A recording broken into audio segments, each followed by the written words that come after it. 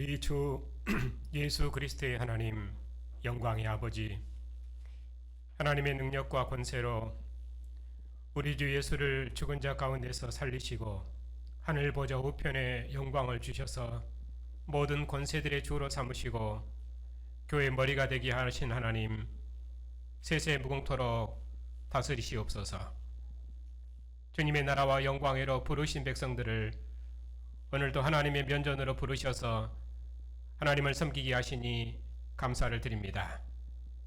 하나님의 긍휼하심을 입은 백성들이 우리의 자녀들과 함께 하나님의 면전에 서 있사오니 하나님을 경배하는 주의 백성들과 언약의 자손들 중에 친히 임하셔서 주의 크신 영광을 나타내시었고 주님의 교회 경배와 감사와 찬양을 통해서 하나님께서 세세무궁토록 존귀와 찬양과 영광을 받으시옵소서. 예수님의 이름으로 감사하며 기도하옵나이다. 아멘. 우리 주 예수를 죽은 자 가운데서 살리셔서 그에게 하늘 보좌의 영광을 주시고 천하 만민의 주로 삼으신 하나님, 오늘도 주님의 나라와 영광으로 부르신 존귀한 백성들을 하나님의 면전으로 부르셔서 하나님의 말씀을 함께 듣고 함께 읽게 하시니 감사를 드립니다. 하나님의 말씀을 듣는 백성들에게 주의 은혜를 새롭게 주시옵고 주님께서 만유의 주가 되시도록까지 주님의 나라와 영광을 봉사하는 영광스러운 백성들을 통해서 주님의 나라를 천하 만국 중에 이루시옵고 오직 주님만 세세토록 영광을 받으시옵소서. 예수님의 이름으로 감사하며 기도하옵나이다. 아멘.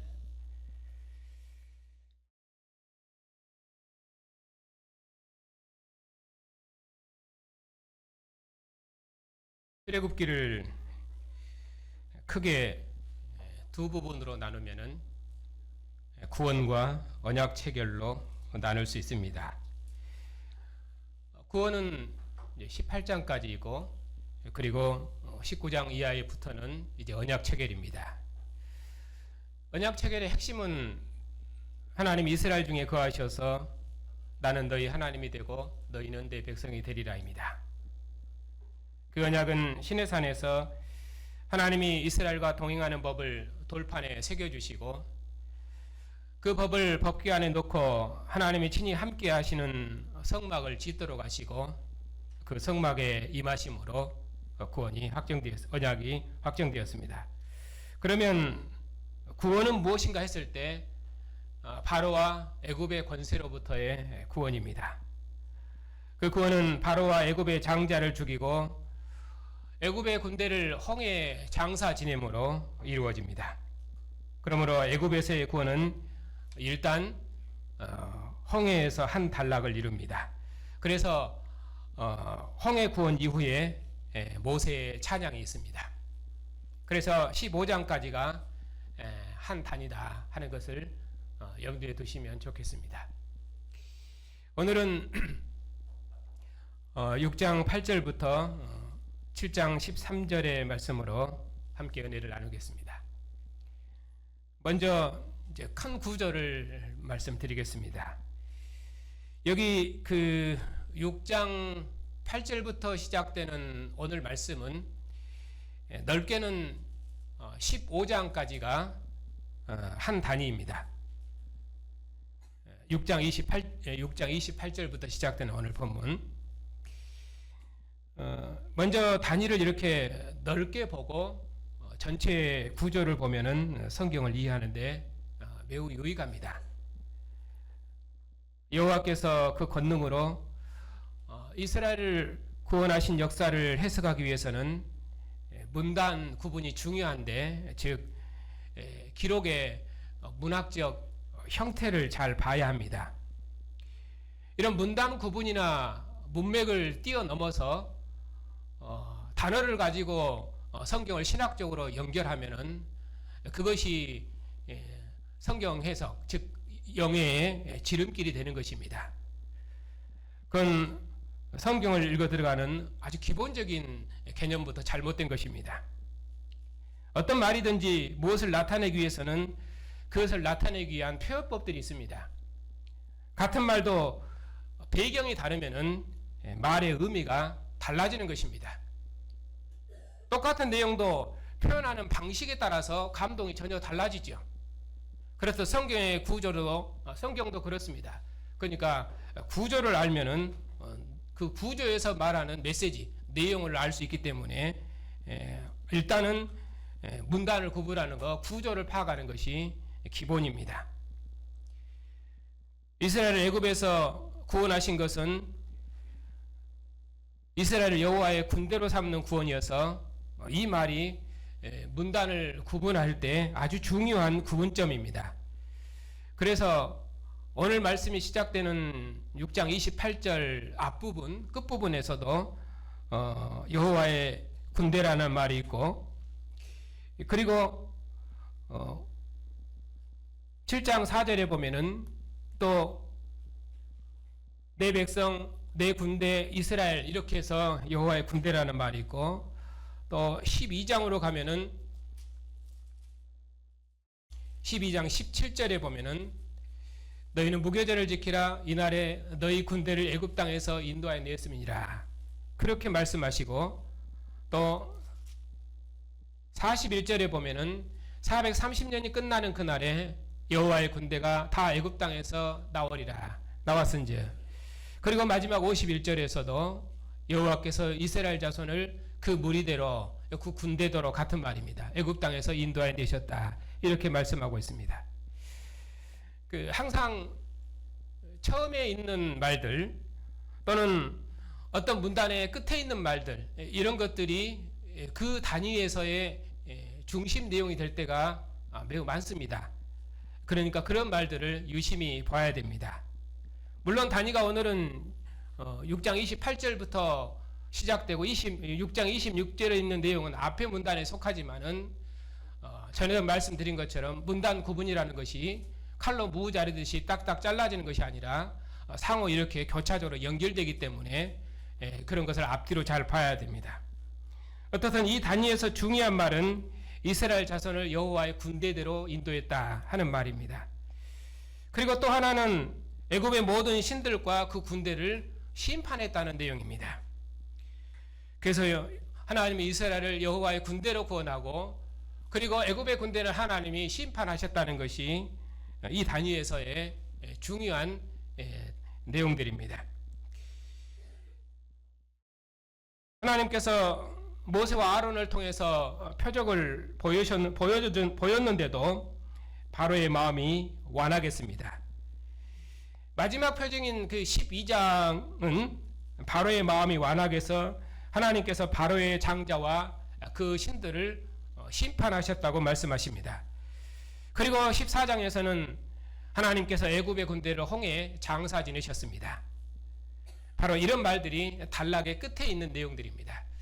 그러니까 하나님께서 이스라엘 백성을 여호와의 군대대로 구원했다, 그리고 바로의 군대를 하나님이 심판하셨다, 이런 것들이 오늘 7장부터 15장, 넓게는 15장까지, 그리고 좀 더 좁히면 12장까지 이 사이에서 처음과 끝부분에 반복되는 내용들입니다. 이런 것은 이제 뒤에 가서 다시 본문을 읽어가면서 찾아보면서 좀 더 보겠습니다.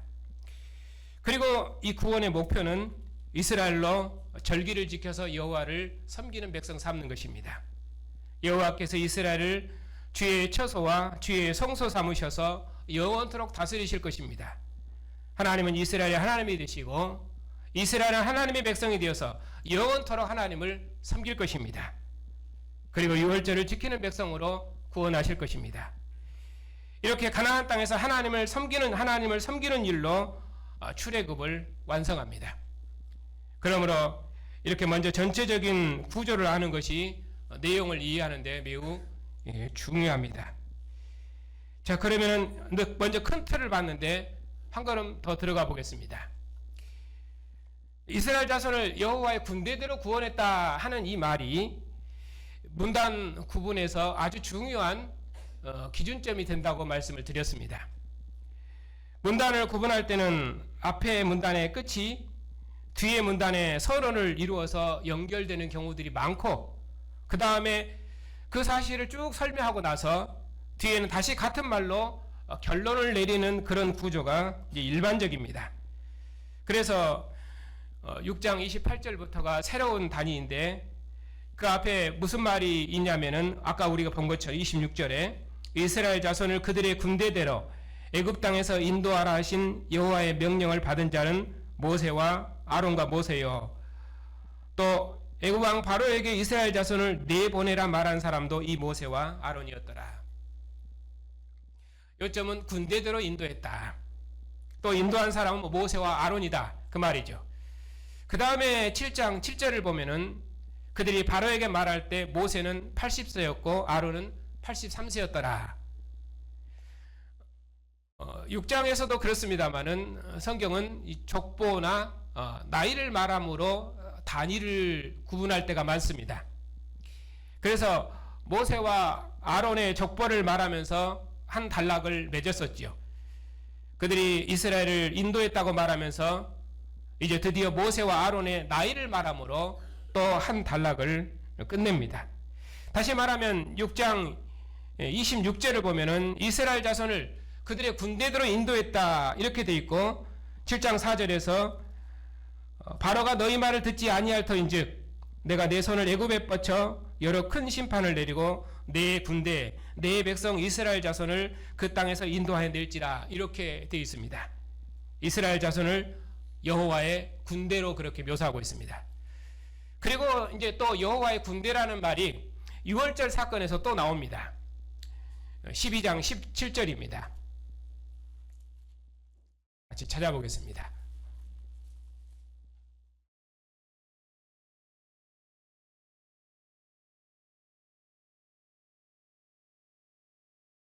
너희는 무교제를 지키라. 이날에 내가 너희 군대를 애굽 땅에서 인도하여 내었음이니라. 6월절 규례를 말씀하시면서 군대를 인도했다는 말이 있고 또 12장 41절과 51절에도 있는데 41절에 보면은 430년이 끝나는 그날에 여호와의 군대가 다 애굽 땅에서 나왔은즉 그리고 51절에 보면은 바로 그날에 여호와께서 이스라엘 자손을 그 무리대로 애굽 땅에서 인도하여 내셨더라. 이렇게 말씀합니다. 이렇게 12장에서 여호와의 군대대로 그들을 인도했다 이렇게 말함으로 한 단락을 맺고 있습니다. 그리고 이것이 또 어디서 나오냐? 홍해 사건에서 또 한 번 나옵니다. 애굽에서 그 장자를 죽였을 뿐만 아니라 홍해에서 바로의 모든 군대를 다 덮으셨습니다.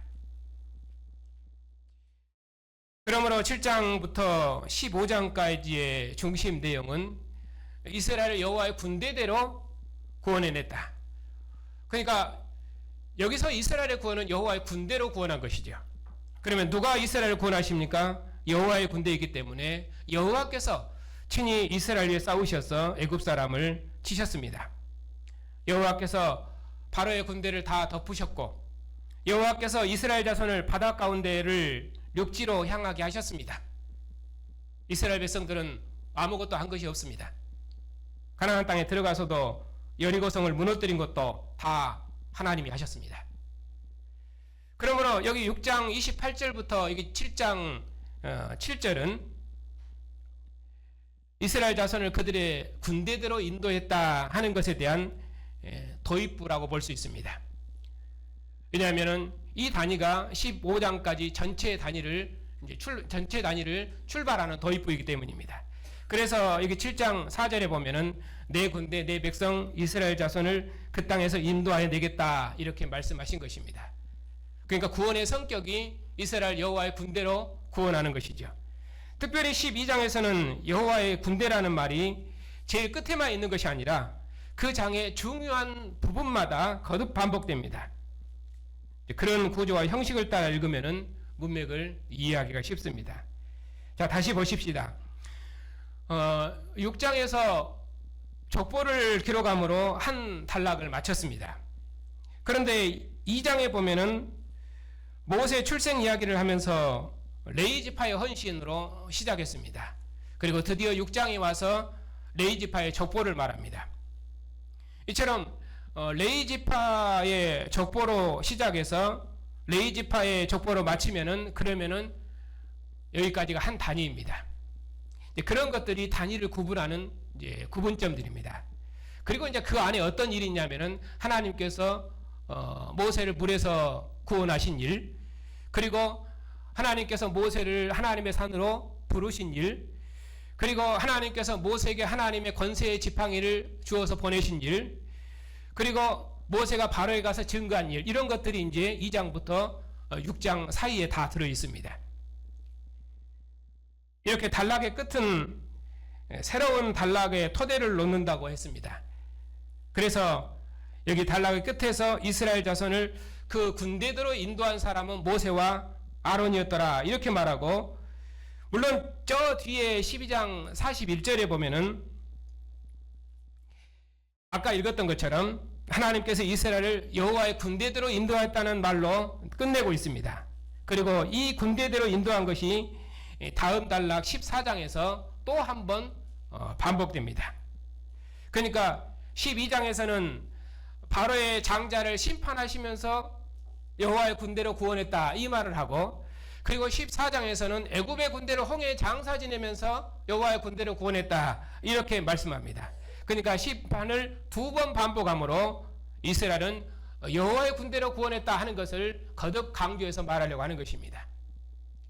물론 홍해에서 승리의 노래를 부름으로 온전히 끝나지만은 중요한 단계는 장자를 죽임에서 이미 승리가 완결되었기 때문에 12장 끝에서 여호와의 군대대로 여호와의 무리대로 그들을 인도했다 그렇게 말함으로 한 단위를 구분합니다. 그래서 구분점을 아까 제가 12장과 14장 이런 것들이 구분점이라고 했습니다. 그리고 그것의 완성은 이제 15장에서 모세의 찬양이 있는 것입니다. 그러면 여호와의 군대대로 구원했다 하는 말이 그러면 서론과 결론에만 있는가? 그렇지 않고 서론의 끝부분에도 있고 또 결론의 끝부분에도 있습니다. 이렇게 여호와의 군대대로 인도했다는 말을 전면에 깔므로 구원의 성격을, 이스라엘을 여호와의 군대로 구원한 그 구원의 성격을 말해주고자 하는 것입니다. 그리고 그 사이에는 하나님이 어떻게 그들을 여호와의 군대로 구원했는지 그 내용을 반복해서 진행하는 그런 틀을 가지고 있습니다. 그러면은 이스라엘의 구원을 왜 여호와의 군대로 구원했다고 그렇게 말하는가? 그것은 여호와께서 친히 사령관이 되셔서 바로와 애굽을 치셨던 것처럼 이스라엘은 이제 가나안 땅에 들어가서 여호와의 군대로서 가나안 백성을 쳐서 그 땅을 반드시 기업으로 얻어야 하기 때문입니다. 그래서 여호와의 군대로 구원했다고 이야기를 하는 것입니다. 이스라엘 자손을 하나님의 군대로 싸우게 하려고 하나님께서 이스라엘을 여호와의 군대로 구원하신 것입니다. 그런데 이 구원의 배경에 무슨 일이 있냐면은 바로의 완화감이 있습니다. 바로가 말하기를 여호와가 누구간데 내가 그의 말을 듣고 이스라엘 백성을 내보내겠는가 하고 여호와를 멸시했습니다. 이러한 바로의 완악함에 대해서 하나님이 그를 거듭 심판하는 것이 계속됩니다. 그 심판의 내용이 여러 사건에서 반복되는데 이것이 단순한 반복이 아니라 목표를 향해서 반복함으로 이스라엘 하나님 여호와를 알게 하라는 것입니다. 그러니까 그 반복의 마지막 심판의 내용은 무엇입니까? 애굽의 장자를 치심으로 하나님께서 완악한 바로와 그의 신들을 심판하심으로 정점에 이르는 것입니다. 그 목표는 무엇입니까? 그들로 하여금 이스라엘 하나님 여호와이심을 그들로 알게 하려는 것이다.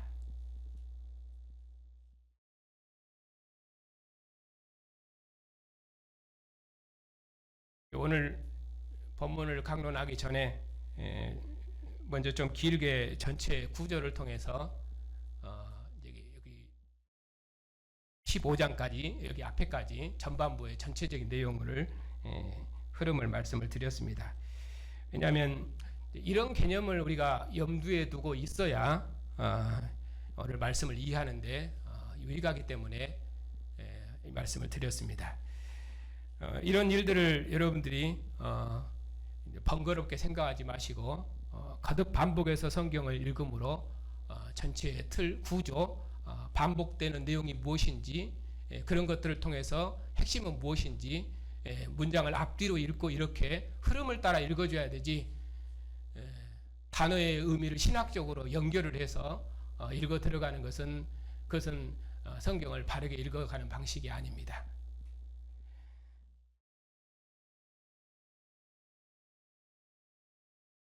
자, 이제 오늘 말씀을 함께 나누겠습니다. 자, 6장 28절부터인데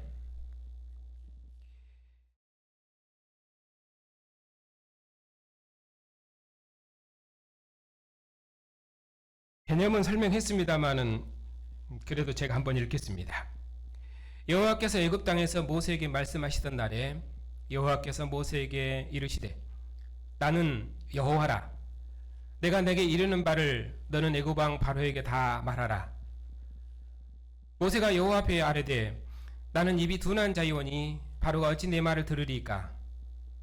여호와께서 모세에게 이르시되 볼지어다 내가 너로 바로에게 신같이 되게 하였은즉 내 형 아론은 내 대언자가 되리니 내가 내게 명령한 바를 너는 내 형 아론에게 말하고 그는 바로에게 말하여 그에게 이스라엘 자손을 그 땅에서 내 보내게 할지니라. 내가 바로의 마음을 완악하게 하고 내 표징과 내 이적을 애굽 땅에서 많이 행할 것이나 바로가 너희 말을 듣지 아니할 터인즉 내가 내 손을 애굽에 뻗쳐 여러 큰 심판을 내리고 내 군대 내 백성 이스라엘 자손을 그 땅에서 인도하여 낼지라. 내가 내 손을 애굽 위에 펴서 이스라엘 자손을 그 땅에서 인도하여 낼 때에야 애굽 사람이 나를 여호와인 줄 알리라 하시매 모세와 아론이 여호와께서 자기들에게 명령하신 대로 행하였더라. 그들이 바로에게 말할 때 모세는 80세였고 아론은 83세였더라. 여기 이 단위는 여호와께서 그의 권세를 나타내신 이 일이 이제 7장부터 12장까지 계속되는데 이것에 대한 서두 머리말입니다. 여호와께서 그의 손으로 애굽에 큰 심판을 내려 여호와의 군대를 인도해서 그들로 여호와를 알게 하려 하는 것, 이것이 12장까지 계속 있죠. 그것에 대한 이제 도입 부분입니다. 그러니까 이 부분이 전체를 이제 풀어내는 것입니다. 그래서 중요한 것입니다. 이 일에 있어서 모세는 바로에게 신과 같은 존재가 될 것이고 아론은 모세의 대언자로 일할 것입니다. 그리고 끝부분에서 여호와의 명령대로 행하는 모세와 아론의 나이를 기록함으로 이렇게 한 단위를 나누고 있습니다. 그리고 나서 이제 8절부터 13절은 여호와께서 이적을 통해서 바로에게 자기 권세를 나타내신 표징입니다.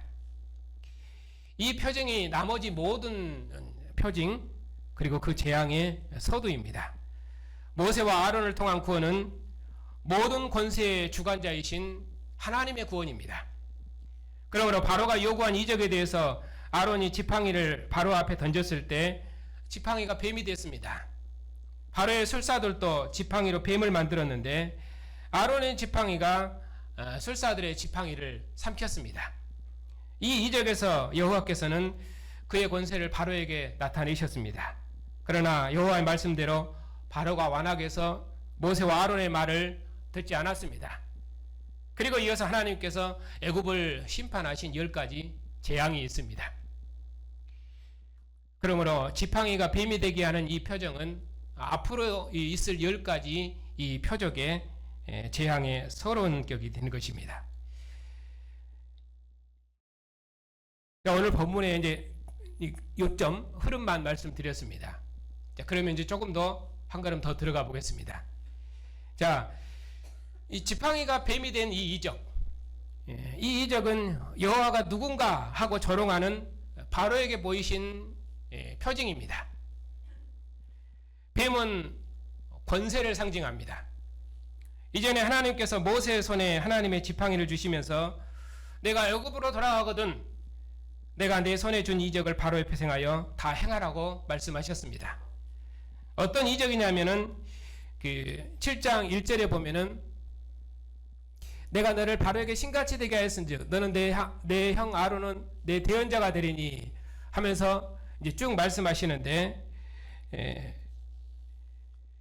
내 표징과 내 이적을 애굽 땅에서 많이 행할 것이라고 했을 때 처음 행한 표징은 바로 그들을 보내신 여호와가 누구인가를 알게 하기 위해서 권세를 보여주는 표적이었습니다. 이 표적은 아직 재앙은 아닙니다. 언제부터 재앙이 이제 표징이 재앙으로 나타나냐면 바로가 백성 보내기를 거절할 때부터입니다. 그래서 14절부터 보면은 첫 번째 재앙이 나오는데 거기서부터는 표적이라 하지 않고 재앙이라고 직접적으로 언급합니다. 히브리 사람의 하나님 여호와께서 모세를 바로에게 보내셔서 내 백성을 보내서 여호와를 섬기가라 했는데도 바로가 거절했습니다. 그래서 모세를 보내신 분이 여호와인 줄 알게 하시려고 표징을 보이시는데 그때부터 그 표징이 이제 재앙으로 나타납니다. 왜냐하면 거절했기 때문입니다. 하나님께서 친히 애굽의 모든 신적인 권세를 심판하시고 판단하시겠다는 것을 무엇으로 나타내시냐면은 모세의 지팡이를 통해서 권세를 나타내므로 나타내시는 것입니다. 아론이 던진 지팡이가 바로의 술사들의 지팡이를 전부 삼켜버렸습니다. 이것이 하나님께서 바로에게 보이신 표징과 이적이었습니다. 이제 이 이적의 의미가 나머지 10가지 재앙에서 나타나는 것입니다. 하나님께서 어떻게 애굽의 권세를 심판하시는지를 10가지 재앙에서 나타내는 것입니다. 애굽의 권세를 심판하는 이 마지막 심판은 애굽의 장자를 치는 심판이었습니다. 이것은 애굽의 신을 심판하는 것입니다. 12장 12절 말씀을 함께 보겠습니다.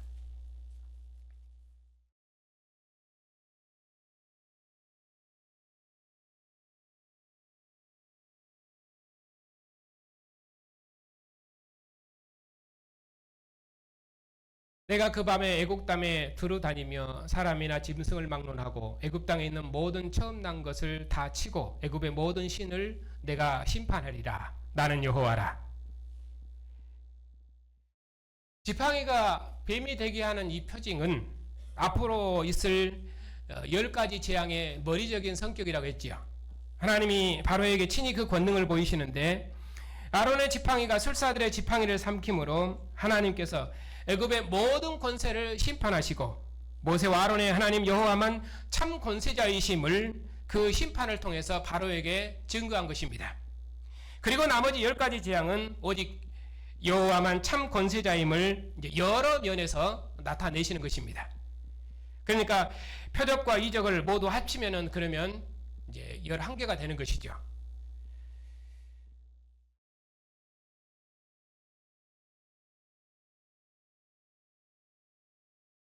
조금 더 설명하겠습니다. 자, 7장 14절 이 내용은 다음 시간에 볼 내용인데 미리 조금만 보겠습니다. 여기 7장 14절부터가 이제 11장까지가 큰 단위입니다. 왜냐하면 하나님께서 10가지 재앙으로 애굽과 바로에게 자신을 여호와로 계시하신 내용이기 때문입니다. 여호와께서 뱀이 되었던 그 지팡이로 모세와 아론으로 하여금 여호와의 권능을 나타내신 내용입니다. 애굽에 대한 재앙은 하나님을 대항하는 바로의 권세에 대한 심판입니다. 그리고 애굽에 있는 모든 신들에 대한 심판입니다. 이 심판은 나일강 물을 피가 되게 하는 것에서 시작해서 애굽의 모든 장자를 치심으로 완성됩니다. 바로와 애굽의 장자의 죽음은 바로와 애굽의 모든 생명의 죽음입니다.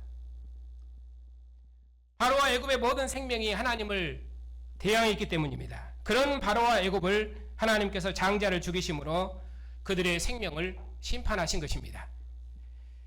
왜 11장까지 나누냐면은 11장에 장자를 죽이라는 말이 예고되어 있기 때문에 7장 14장부터 11장까지를 나누고 그리고 12장은 따로 구분할 수 있습니다. 물론 12장을 앞으로 끌어서 함께 묶어도 상관은 없습니다. 그러나 11장에 애굽의 장자에 대한 심판을 예고한 것과 12장에서 애굽의 장자를 심판하고 그 심판 중에 이스라엘의 장자를 구원한 내용이 있고 그들을 유월절을 섬기는 그 구원의 내용은 그들로 유월절을 섬기는 새로운 백성으로 출생시키는 내용이기 때문에 11장의 장자 심판과 12장의 장자 심판의 성격이 조금 다릅니다.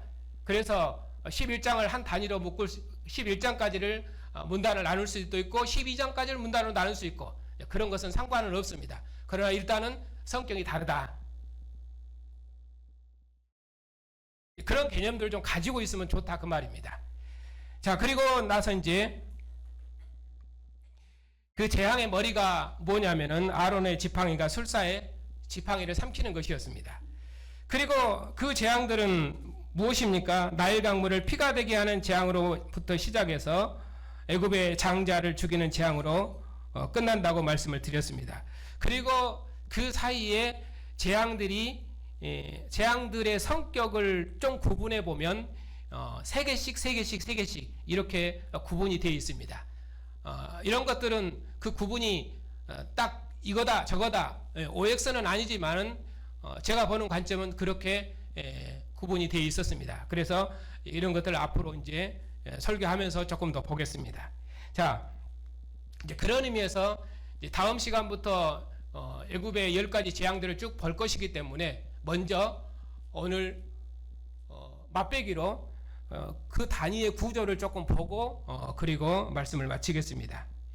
여기 오늘 말씀 6장 28절부터 7장 7절에서 모세를 통해서 이스라엘 백성을 여호와의 군대로 구원하겠다고 말씀하셨는데 그 구원의 성격에 대해서 여호와의 군대로 구원한다 이렇게 말씀하고 있습니다. 이제 그 구원이 어디서 완성되냐면 애굽의 장자를 심판하고 그리고 바로의 장자를 심판하고 이스라엘 장자는 구원하고 이스라엘 여호와를 섬기는 백성으로 구원하는 것에서 완성됩니다. 그러니까 결국은 그 구원이 처음 6장 이 앞부분에서 구원을 말씀하고 그리고 마지막 12장에서 이스라엘의 구원을 말씀함으로 양괄식 형태로 되어 있습니다. 그리고 나서 이제 가운데 하나님께서 그의 권세로 애굽의 권능을 나타내시는 내용이 쭉 있는데 그 10가지 재앙 중에서 그 재앙의 머리, 표적의 머리가 뭐냐면은 바로에게 보인 그 뱀이 지팡이가 뱀이 되게 하는 그 표적입니다. 그 표적이 나머지 모든 표적들의 머리입니다. 그리고 나서 이제 7장부터 10장까지 재앙들이 10개, 3개씩 연속해서 기록하고 그리고 그 재앙의 완성적인 의미로 애굽의 장자를 죽이겠다 하는 것이 11장에 있고 그리고 12장에서는 6월절에 대해서 따로 한 단위로 언급을 하고 있습니다. 방금 말씀드린 것처럼 애굽의 장자의 죽음, 애굽의 장자에 대한 심판의 성격이 11장과 12장이 다르다고 말씀을 드렸습니다. 그리고 나서 이제 13장부터 15장까지 홍해의 승리가 있습니다. 그렇게 큰 단위로 구분됩니다. 그러니까 어떻든 여기 출애굽기 전반부는 넓게는 언약체결 앞에까지 18장까지 넓게 잡을 수 있지만은 단위가 여호와의 찬양으로 여호와의 구원을 찬양하는 모세의 찬양이 15장에 있기 때문에 15장까지를 한 단위로 잡을 수 있고 그리고 하나님의 구원의 권세를 나타내는 성격이 12장에서 모세와 애굽의 장자를 심판하고 이스라엘 장자를 구원하는 내용과 그리고 이스라엘 출생 6월절 새로운 백성으로 출생이 12장에 있기 때문에 12장을 또 한 단위로 나누고 이렇게 점점 좁혀 들어가는 것입니다. 그렇게 해서 단위를 보면서 문맥의 흐름을 따라서 성경을 읽어 들어가야 됩니다. 그렇게 안 하고 단어의 의미를 신학적으로 연결해서 그리고 그 단어라는 것도 한 단어에 여러 의미가 있는데 그러면 그 의미는 결국은 단어의 의미는 무엇이 한정하냐면은 그 문맥이 한정하는 것이거든요. 그런데 단어에 여러 가지 의미가 있기 때문에 그 여러 가지 의미를 그 본문에다 집어넣어서 이 단어의 의미는 이러한 것이기 때문에 이 내용은 이럴 것이다. 이렇게 해석에 들어가면은 그것은 글을 읽는 기본 개념이 안 됩니다. 그리고 우리도 다른 사람과 서로 소통하고 얘기를 할 때 그 문맥에서 그 단어의 의미를 파악을 해야 되지 그 문맥을 떠나서 단어의 의미를 파악을 하면은 그건 상대방의 말을 이해할 수 없게 되는 것이죠.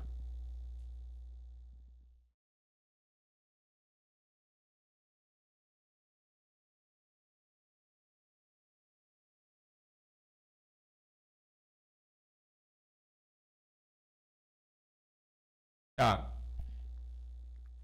10가지 재앙을 보니까 나일 강물을 피로 변하게 하는 그 이적에서 시작해서 장자를 죽이는 이적으로 끝나는데 이 이적의 목적이 무엇이냐면은 오직 이스라엘 하나님은 여호와이시다 하는 것을 그들로 알게 하려는 것입니다.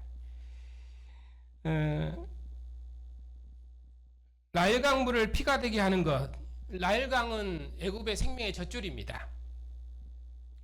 이스라엘의 장자들을 나일강에 던지라고 한 것도 애굽의 신에게 제물을 바치는 것이죠.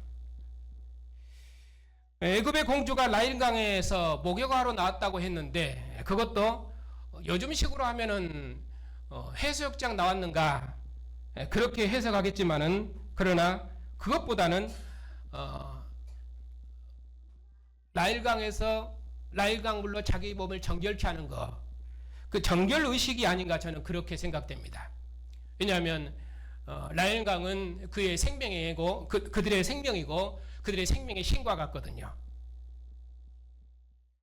아무튼 나일강물을 피가 되게 한다 하는 것은 애굽의 생명에 대한 그 신에 대한 심판입니다. 4장에서는 모세를 믿지 않는 이스라엘 백성들을 위해서 나일강물을 피가 되게 하는 표적을 보이라고 했는데, 여기서는 완악한 바로를 위해서 나일강물을 피가 되게 하는 재앙을 내리신 것입니다. 이스라엘 백성들에게는 하나님께서, 조상들이 하나님 여호와께서 이스라엘을 모세와 아론을 보내셨다, 모세를 보내셨다 하는 그 표적으로서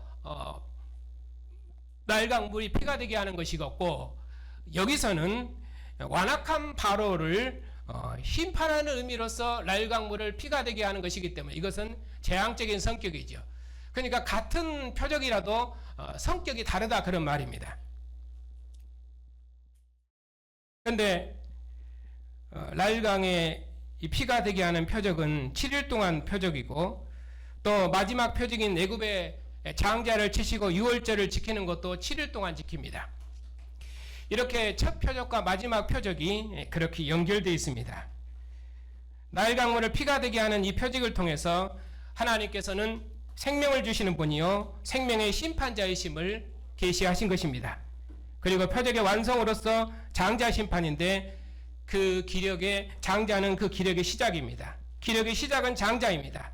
그래서 장자를 심판하는 것은 애굽의 모든 생명의 근원을 심판하는 것입니다. 하나님께서 장자 심판을 통해서 하나님은 생명의 주인이신 것을 계시하신 것입니다. 그런데 애굽의 장자 심판 중에 이스라엘의 장자는 구원을 받았습니다. 애굽의 모든 장자가 죽었다는 말은 애굽의 모든 생명이 죽은 것입니다.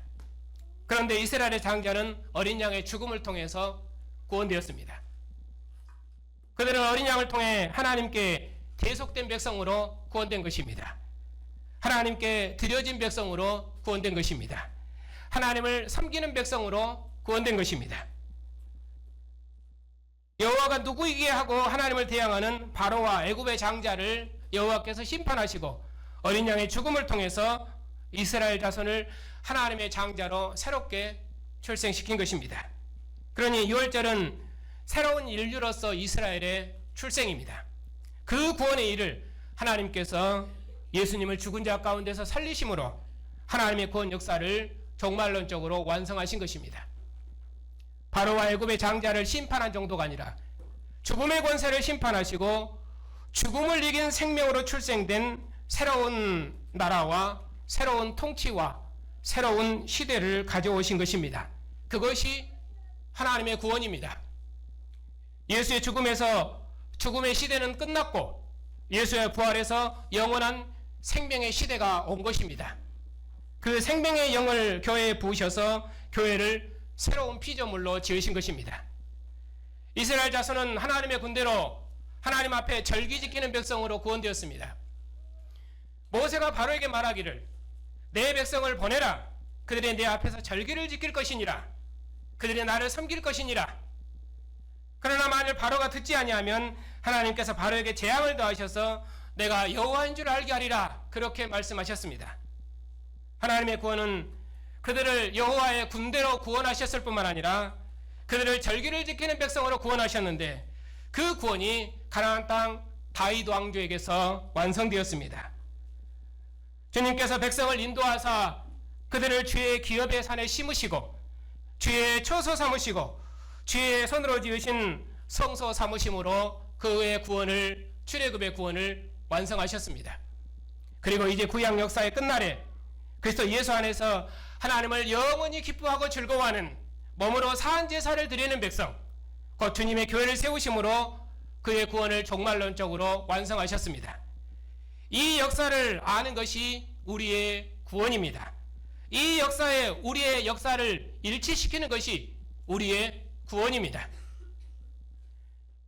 하나님의 사랑하심을 입은 성도 여러분, 하나님께서 이스라엘의 구원자로 세우신 모세를 바로에게 신같이 되게 하셨습니다. 모세는 보냄을 받은 자로서 신적인 위치에 있었지만 예수님은 하나님의 아들이십니다.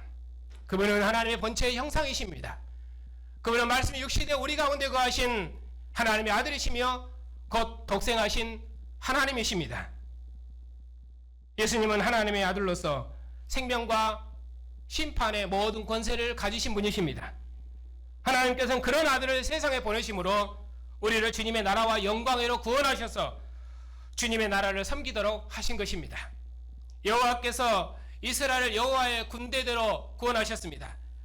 이는 하나님께서 지금 바로와 싸우시는 의미가 그 백성에게 나타내지고 누려지도록 하기 위한 것이었습니다.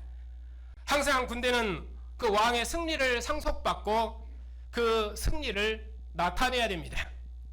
그들은 광야와 가나안 땅의 전쟁을 완성해서 반드시 가나안 땅을 상속받아야 됩니다.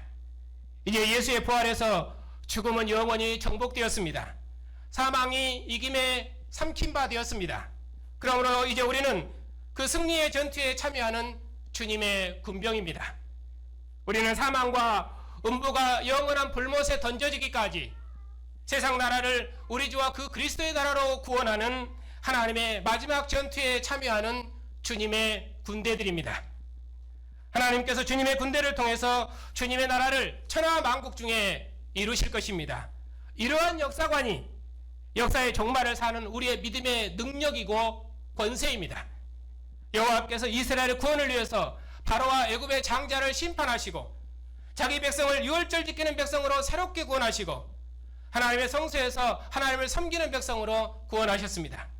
그리고 구약 역사의 종말에 하나님께서 그의 아들을 죽은 자 가운데서 살리셔서 하늘 보좌 우편에 앉히시고 천하 만민의 주로 높이시고 우리를 주의 나라와 백성으로 구원하셔서 우리의 먹고 마시는 모든 삶을 주님의 나라와 영광을 위해서 살고 주님을 섬기는 천국 백성, 주님의 군대로 구원하셨습니다.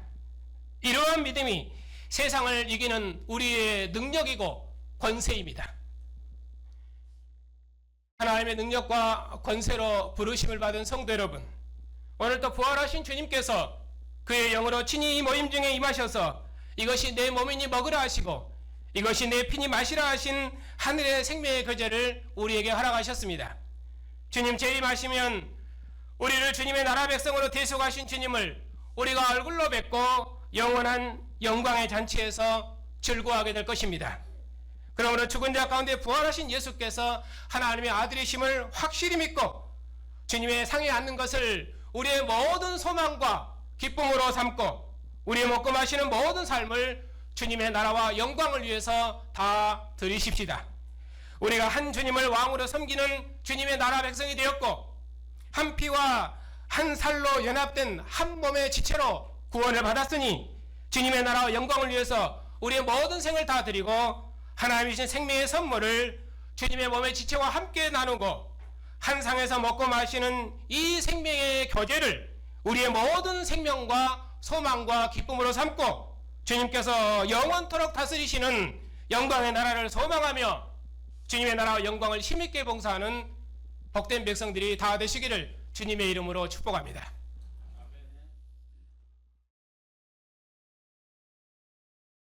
언약에 신실하신 하나님께서 다윗의 후손왕으로 그의 아들을 보내시고 죽기까지 순종하신 아들을 죽은 자 가운데서 살리셔서 그에게 하늘 보좌 우편을 주시고 죄와 죽음의 권세를 이긴 승리의 왕국의 왕 삼으시고 우리를 그의 나라와 군대로 성령하셔서 주님을 왕으로 섬기며 그 나라를 봉사토록 복주시니 감사를 드립니다.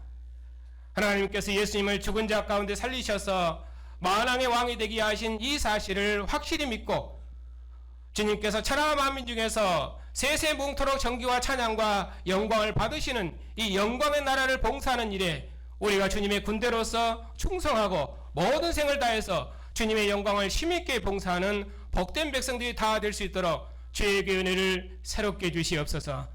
예수님의 이름으로 감사하며 기도하옵나이다. 아멘. 208장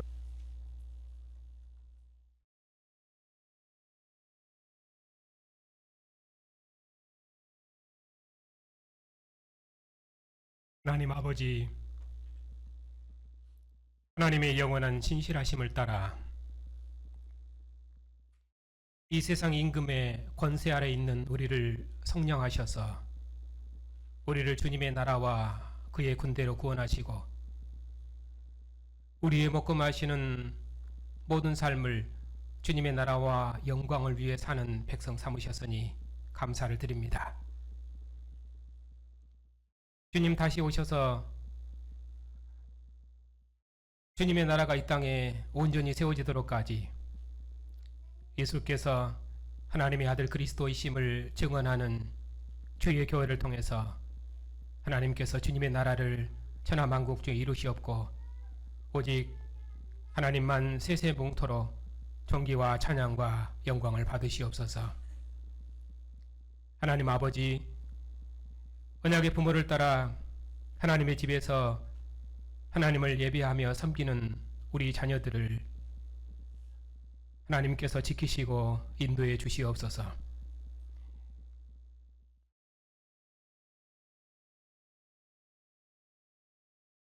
그들이 주님의 교회에서 듣는 말씀, 또 언약의 부모를 통해서 듣는 그 말씀으로 저들의 믿음이 자라게 하시고 주님의 나라의 영광스러운 일꾼들로 자라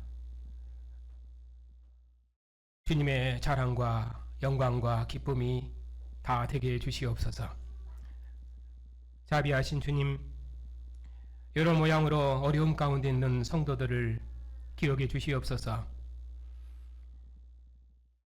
우리가 살아도 주와 함께 살고 죽어도 주와 함께 있사오니 하나님 아버지, 어느 경우에 있든지 오직 주와 함께 생명의 길을 굳세게 걸어가는 주의 백성들이 다 되게 해주시옵고 특별히 오랫동안 치료 중에 있는 백성들에게 긍휼을 베푸셔서 주님의 백성들이 평안한 중에 하나님을 예비하며 저들의 소망을 따라 주의 나라를 섬기며 봉사할 수 있도록 무궁한 긍휼과 자비를 베풀어 주시옵소서.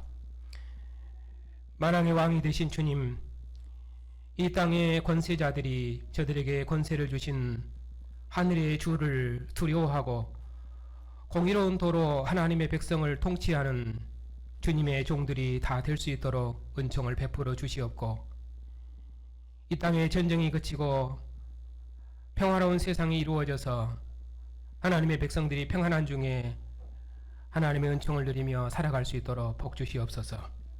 영원한 진리이신 주님, 우리 노예의 은혜를 베푸셔서 교회와 세상을 봉사할 수 있도록 주의 종들을 일으켜 주시옵고 복음의 일에 진력할 수 있도록 교회마다 평안함을 주시고 특별히 선교사님들의 사역을 통해서 천하 만민을 구원하시는 하나님의 마지막 경영을 이루시옵소서. 하나님 아버지, 주님의 은혜와 평강이 한 주간도 주의 백성들을 붙드시고 주의 백성들을 품 안에 두시고 주의 백성들을 영원한 평강의 길로 인도해 주시옵소서. 예수님의 이름으로 감사하며 기도하옵나이다. 아멘. 함께 일어나셔서